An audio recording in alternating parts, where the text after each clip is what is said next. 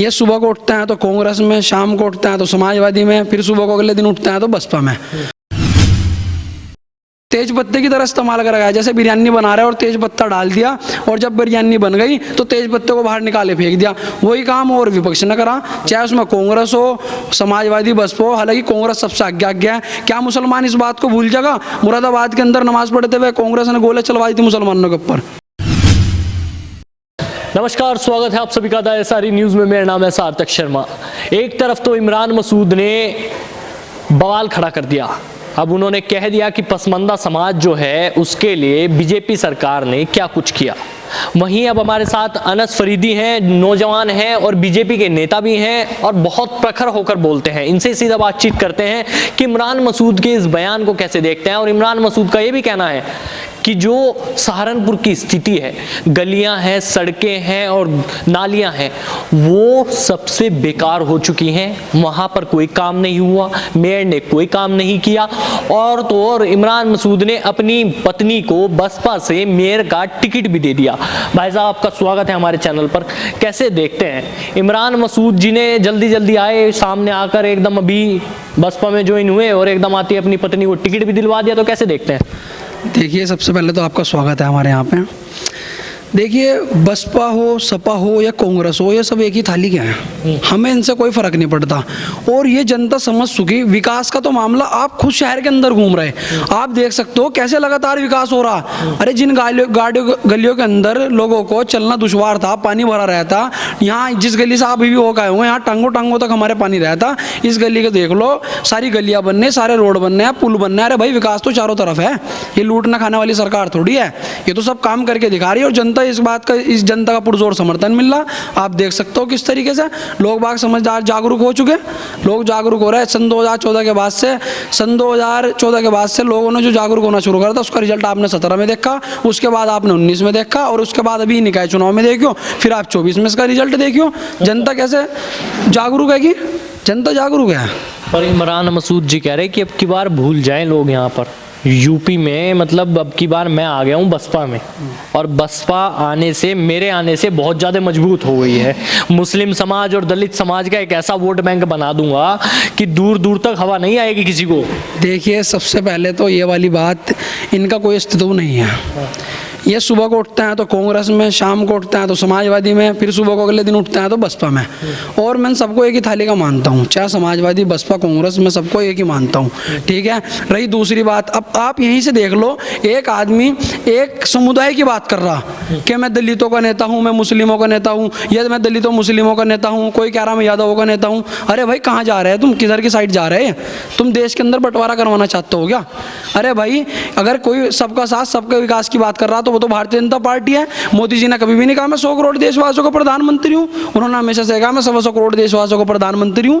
उन्होंने तो कभी हमें अलग नहीं करा। और अब आप ऐसी राजनीति शुरू कर रहे हैं, आप अलग करने की राजनीति शुरू कर रहे हैं। आप ये कह रहे हैं मैं दलितों का, मुस्लिमों का नेता हूँ, या आप दलित मुस्लिम एक हो जाएगा, ये हो जाएगा, वो हो जाएगा, कुछ नहीं होने का। मैं मानता हूँ इससे कुछ नहीं होने का। देखिए, जनता जागरूक हो चुकी, और खास करके मैं अपने पसमानदा समाज, मुस्लिम समाज का देख रहा हूँ मामला। लगातार विधानसभा चुनाव हुआ, 7-8% मुस्लिम वोट भाजपा को मिला।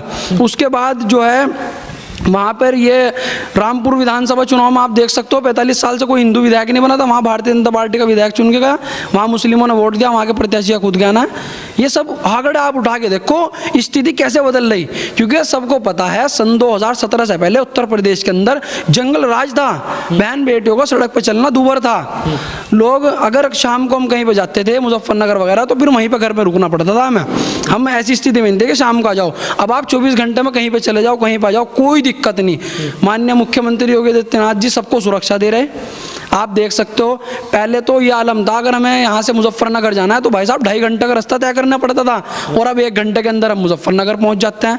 तो लोगों को ये दिख रहा। अब आप लोगों को कितना ही बहका लो, हिंदू मुसलमान कुछ ही एजेंडा अपना लो, पर यह पब्लिक समझने वाली नहीं है। इसका मामला है भाई, सबका साथ सबके विकास के साथ जो भारतीय जनता पार्टी ने नारा दिया, ये लोग उसके साथ चल रहा। और खास करके पसमानदा समाज के अंदर मैं मुबारकबाद देना चाहता हूँ अपनी कौम के मुस्लिम लोगों को।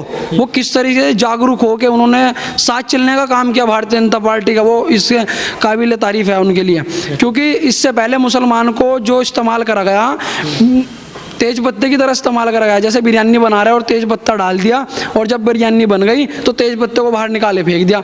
वही काम और विपक्ष ने करा, चाहे उसमें कांग्रेस हो, समाजवादी, बसपा हो। हालांकि कांग्रेस सबसे आगे है। क्या मुसलमान इस बात को भूल जाएगा? मुरादाबाद के अंदर नमाज पढ़ते हुए कांग्रेस ने गोले चलवाई थी मुसलमानों के ऊपर, कांग्रेस की सरकारें में गोले चली थी मुसलमानों के ऊपर।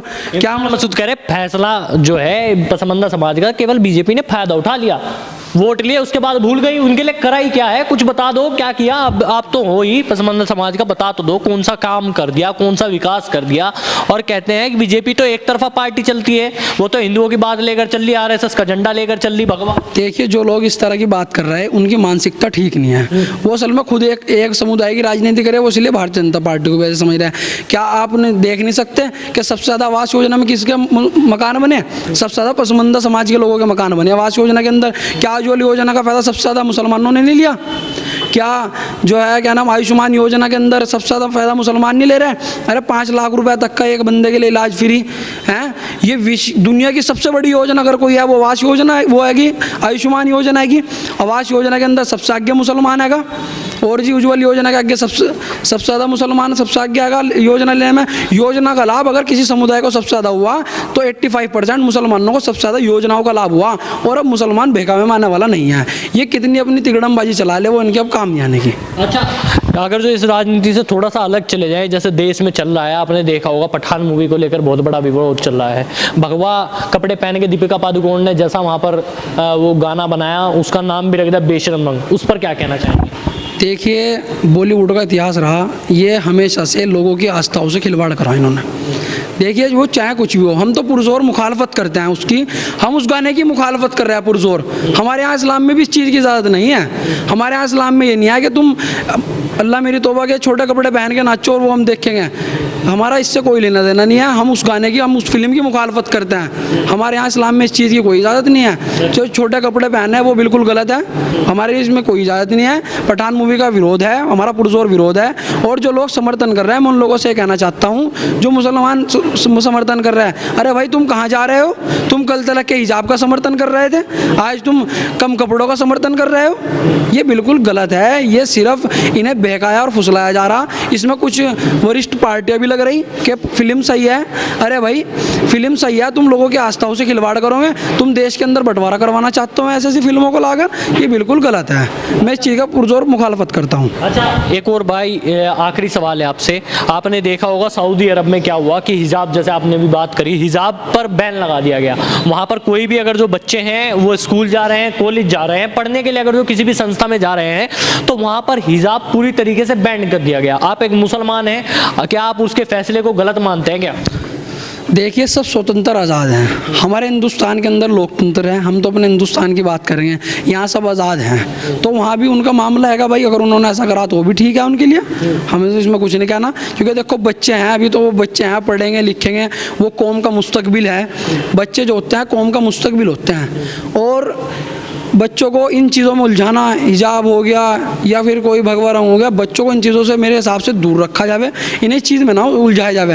ये तो मुस्तकबिल है। कल को ये लोग वो हैं जो हमारे लिए IAS IPS बनेंगे, MP MLA बनेंगे, PCS बनेंगे। हम इन्हें इन चीज़ों में थोड़ी उलझा देंगे। वकील बनेंगे कल को हमारे लिए सुप्रीम कोर्ट, हाई कोर्ट के। अब हम इन्हें हिजाब जैसे मुद्दों में, छोटे मोटे मुद्दों में, पठान मूवी जैसे मुद्दों में हमारे यहाँ के युवा को उलझाने की जो साजिश चल रही है, वो असल में इन पर मुद्दा नहीं रहा विपक्ष के पास। ये नया कुछ ना कुछ प्रोपेगेंडा ला के खड़ा कर रहे हैं। अभी आपने देखा होगा कांग्रेस ये कह रही है कि हम बसपा को और समाजवादी को न्योता देंगे कि हमारी रैली के अंदर जो है आए और हम समर्थन दे। इस तरह का आपने कुछ देखा सार्थक भाई? सोशल मीडिया पे बहुत चल रहा है। सोशल मीडिया पे चल रहा है भाई। कांग्रेस ये कह रही है कि न्योता, तो ये एक ही उसके हैंगे।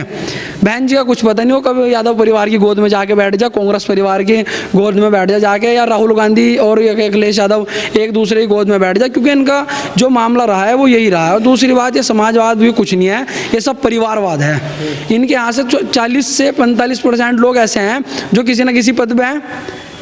आप कभी योगी जी को देखो, उनके यहाँ से कौन मंत्री है? माननीय मुख्यमंत्री जी के यहाँ से, हमारे माननीय प्रधानमंत्री जी के यहाँ से कौन मंत्री है क्या? वो देश के लिए समर्पित हैं। और ये लोग वो हैं परिवार, समाजवाद नहीं परिवारवाद, ये अपने परिवार के लिए समर्पित हैं। ये हमेशा से इन्होंने अपने परिवार को बढ़ावा दिया कि भाई मैं मुख्यमंत्री, मेरा बेटा जो है वो मुख्यमंत्री बनेगा, उसके बाद मेरा भाई कैबिनेट मंत्री बनेगा, उसके बाद मेरे चाचा का लड़का जो है उप मुख्यमंत्री बनेगा, कोई राज्य मंत्री बनेगा। तो इस तरह का मामला है समाजवाद के अंदर है, ये परिवारवाद है। अच्छा, तो आपने देखा हमारे साथ अनस भाई थे, इन्होंने बहुत ज़बरदस्त तरीके से सभी सवालों के जवाब दिए और बहुत ही प्रखर होकर ये बोले हैं। आपको ये खबर कैसी लगी? इस खबर को लाइक कीजिए, शेयर कीजिए, साथ ही हमारे चैनल द SRE न्यूज़ को अभी सब्सक्राइब कर लीजिए।